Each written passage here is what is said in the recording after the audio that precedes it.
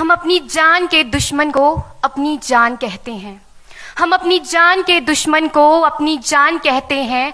मोहब्बत की इसी मिट्टी को हिंदुस्तान कहते हैं, हिंदुस्तान कहते हैं। जो दुनिया में सुनाई दे उसे कहते हैं खामोशी, जो आंखों में दिखाई दे उसे तूफान कहते हैं।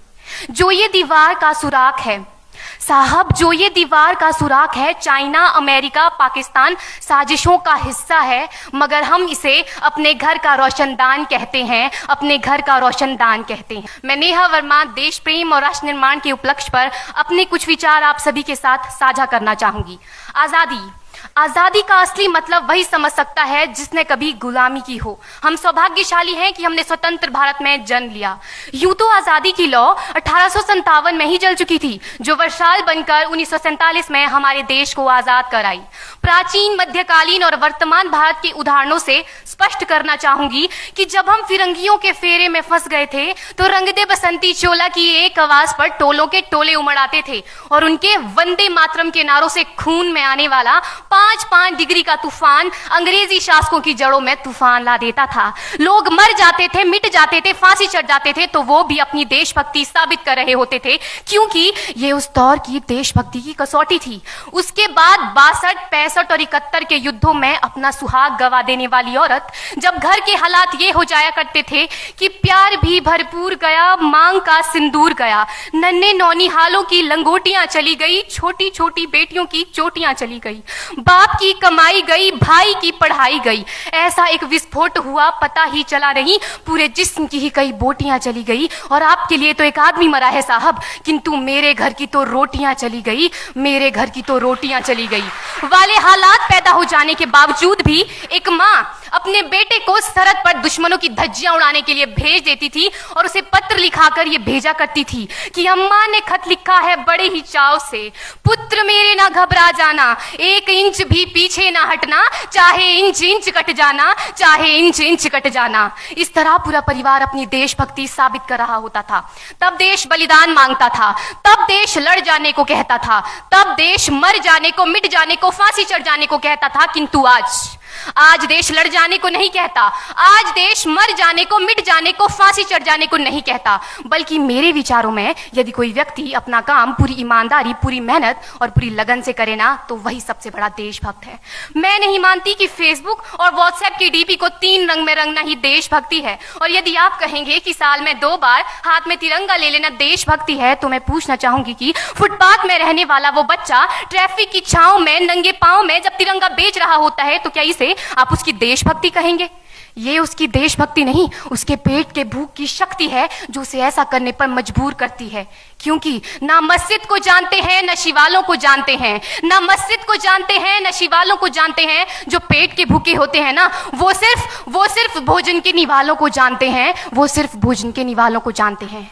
अपने परिवार, अपने समाज, अपने देश के लिए समर्पण का भाव है देशभक्ति। और हर देशद्रोही के जीवन में आने वाला तूफान है हमारी सच्ची देशभक्ति, ताकि हर देशद्रोही ये समझ सके कि अगर तू परिंदा है तो ये आसमान तेरा है, अगर तू दरिंदा है तो ये शमशान तेरा है, भाईचारे से रहना है तो रह इस जमीन पर, वरना ये कब्र भी तेरी है और यही कब्रिस्तान तेरा है और यही कब्रिस्तान तेरा है।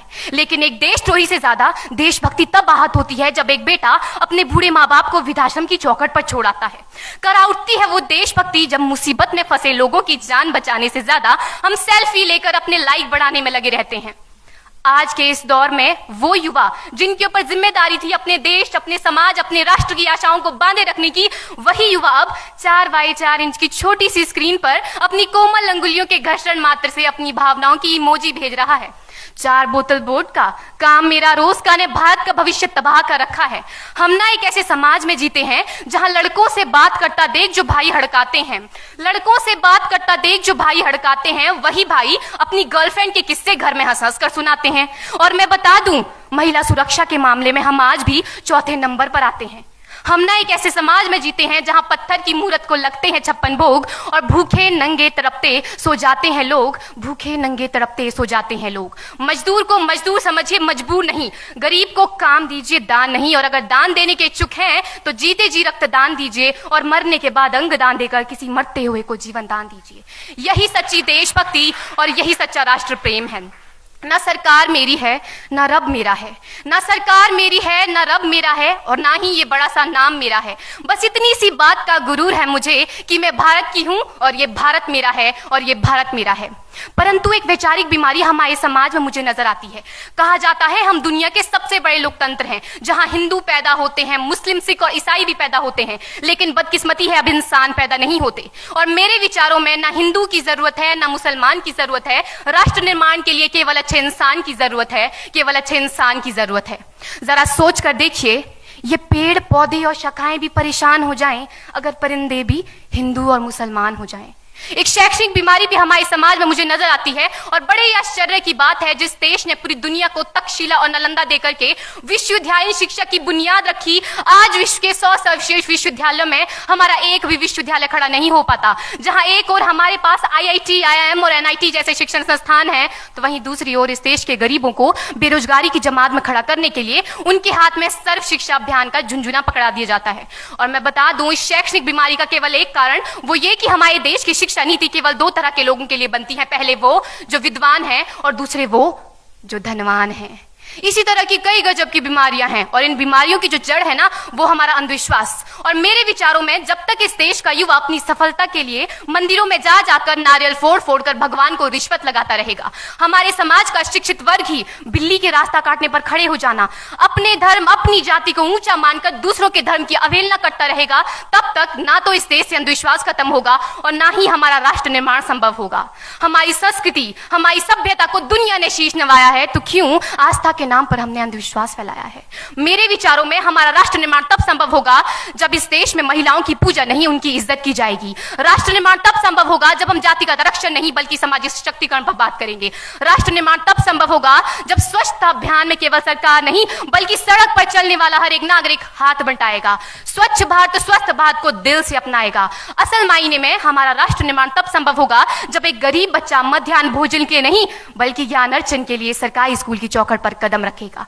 और हमारा राष्ट्र निर्माण तब तक संभव नहीं होगा जब तक एक नागरिक नैतिक रूप से सटीन, चारित्रिक रूप से भ्रष्ट, मानसिक रूप से दिवालिया, धार्मिक रूप से अंधा, राजनीतिक रूप से गंदा, स्वैच्छिक मान मूल्यों के आंकड़ों में जिन्न शिन्न पैपंदमयी अखंड भारत को खंड खंड करता रहेगा, तब तक हमारा राष्ट्र निर्माण संभव नहीं होगा। बड़ी बड़ी बातें नहीं, छोटी छोटी कोशिशें करनी होगी, क्योंकि ठोकर हमें पहाड़ से नहीं पत्थरों से लगा करती है। I being an Indian, I being a student, I being a symbol daughter of this motherland feel proud to be an Indian। और मैं सैल्यूट करना चाहूंगी सरहद पर दिन रात हमारी रक्षा के लिए खड़े हर उस जवान को, इस देश की पुलिस, प्रशासन और किसान को, और इस देश के हर उस व्यक्ति को जो अपना काम पूरी ईमानदारी, पूरी मेहनत और पूरी लगन से करते हैं, जिनके बिना राष्ट्र निर्माण की कल्पना करना भी असंभव सा लगता है। और आज इस मंच पर पूरी जिम्मेदारी के साथ मैं भारत की बेटी ये कहती हूं कि हमारा राष्ट्र निर्माण तब संभव होगा जब हम सभी, मैं, आप, हम सब मिलकर प्रयास करेंगे, क्योंकि हमारे देश की जिम्मेदारी नहीं है हमें आगे ले जाने की, हमारी जिम्मेदारी है अपने देश को आगे ले जाने की, अपने राष्ट्र को आगे ले जाने की, अपने वतन को आगे ले जाने की। तो अंत में मैं बस यही कहना चाहूंगी, मेरा हिंदुस्तान महान था, महान है, महान रहेगा। मेरा हिंदुस्तान महान था, महान है, महान रहेगा। होगा हौसला सबके दिलों में बुलंद तो एक दिन पाकिस्तान भी जय हिंद कहेगा। पाकिस्तान ही क्यों, सारा जहान जय हिंद कहेगा, क्योंकि सारे जहां से अच्छा हिंदुस्तान हमारा, सारे जहां से अच्छा हिंदुस्तान हमारा, हम बुलबुलें हैं इसकी, ये गुलिस्तान हमारा, ये गुलिस्तान हमारा। जय हिंद, वंदे मातरम।